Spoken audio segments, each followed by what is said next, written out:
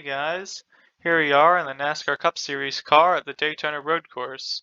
In this video I'm going to do an onboard lap at full speed, and then I'm going to show the lap in slow motion and analyze the lap corner by corner. So without further ado, let's head to the hot lap.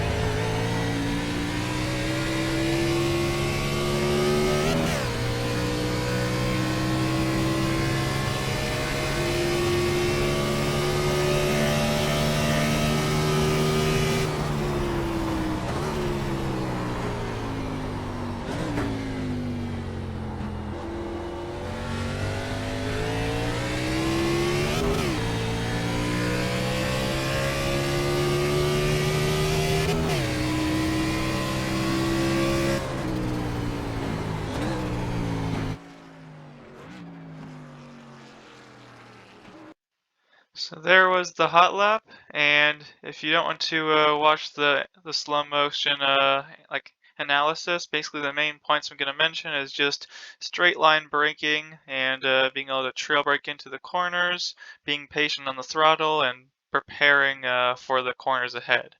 But if you are interested in watching the slow motion analysis, I guess let's head on to the lap, and I'm basically going to just show some corners in slow motion, basically talk about what I'm doing.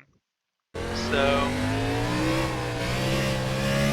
as we come to start the lap here, the main things I just want to point out is looking at the braking zones and also, or where I'm going to be pointing out here, there's multiple ways to figure out where you're looking. Since as we're approaching the first braking zone, I'm basically looking at the dashed line, but it's also connected to the 100-meter board. So there's a lot of dashed lines, and if you're confused about which one you should be braking at, always good to also use the 100 board as a reference point. But anyways, as we're coming to it, the dash line starting to brake. As you can see, about 60% threshold braking initially, maybe 70 or so, and trying to hold a straightish line here, trying not to turn too much, and trying to go as wide as possible. I know I do have a bit of turn in the wheel here, but you can see I'm almost going out to the white line on the outside, and getting off the brake a bit here, and just really trying to feel whether the tires are going to slide as I'm entering. It's easy to take this first corner too fast. Just trying to hold the inside as much as you can.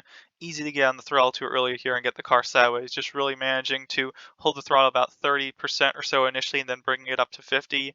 And it's so crucial not to get on the throttle too early here. You really want to, because you see the S's ahead and you feel like you can unwind the wheel, but still not even 100% gas here. Still about 75 as I get over the curb.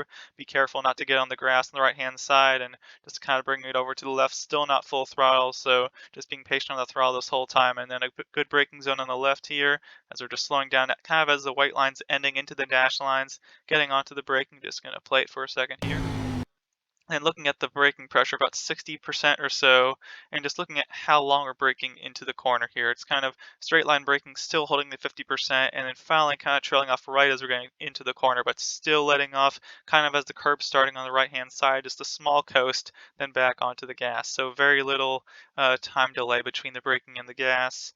As we're getting back on the throttle again, we're trying to unwind the wheels. It looks like we're straight here and we can get back onto the gas, but we can't. Still holding the 60% pressure point. Very easy to start getting a lot of wheel spin, and it's like we're still holding around 75% and just waiting till we can get up to that second gear range.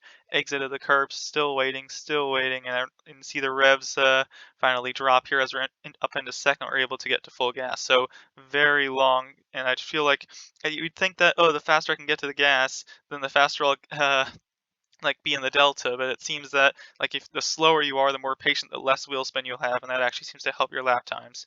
As we're approaching this fast left-hander, it seems like it's one of the most difficult corners on the track, honestly. It's like it's so easy to slide the car, drift it, and just get out of control here. Just very patient on the throttle, kind of braking it, just getting the car stable through this corner, because it's easy to go wide, it's easy to spin, it's just you don't want the car to just have stability through here. So kind of a partial gassing kind of as we're exiting that corner, but more focusing on this braking zone. Looking on the left-hand side, seeing when the cones start, kind of getting up to 60% brake pressure, just focusing on straight line braking here. You don't want to go over to the right-hand side. You see the corner starting, but don't focus on the apex just yet.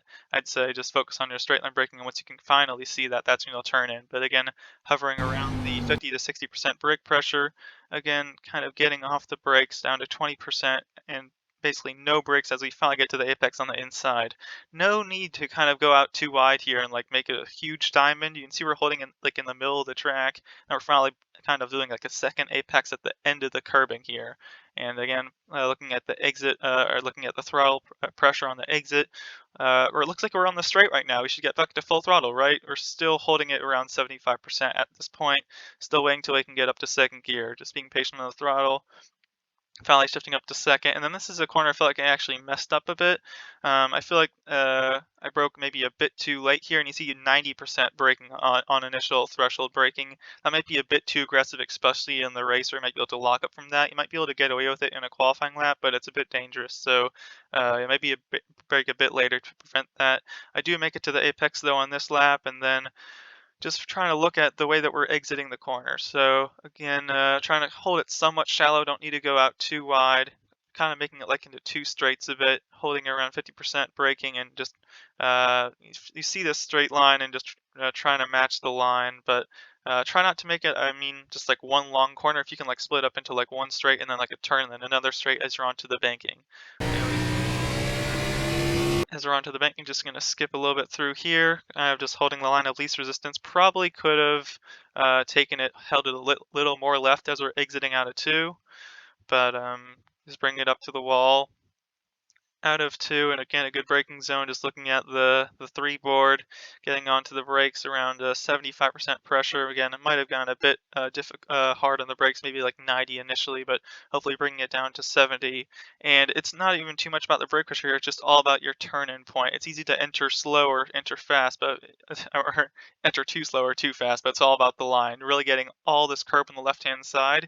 And I think I made a bit of a mistake. You'd think you want to get all the curb in the second one, but I feel you actually want to go a bit further like left and kind of not use all the curb, because you'll see I use all the curb here, and just if I pause it right at this point, you can see like the turn here is almost too shallow, and so if I continue like this turning input, I'm probably going to hit the inside curb at this point. So I make a small correction. If I just go back in slow motion for a second, as I'm going through this corner, a little bit of throttle input, and then I think that small correction just helped the car get out a bit wider. So I think the correction didn't hurt, but I feel if you just make that second corner a bit wider, it'll help your angle, and you see a small correction on the exit here, just a bit of turning on the wheel. So yeah, turn-in point for that first section is really crucial. Finally getting back on the gas, and then just holding it on the left-hand side as we're approaching turn 4 of the oval. Just holding it in third, revving it out, and then the braking zone I'm using here, basically the 7 board, or like the D in the Daytona, getting onto the brake. I'm just going to make this quarter speed. Oh, sorry, that was not what I wanted. Let's see if I can go back. Okay, well, you're near the end of the lap anyways. Okay.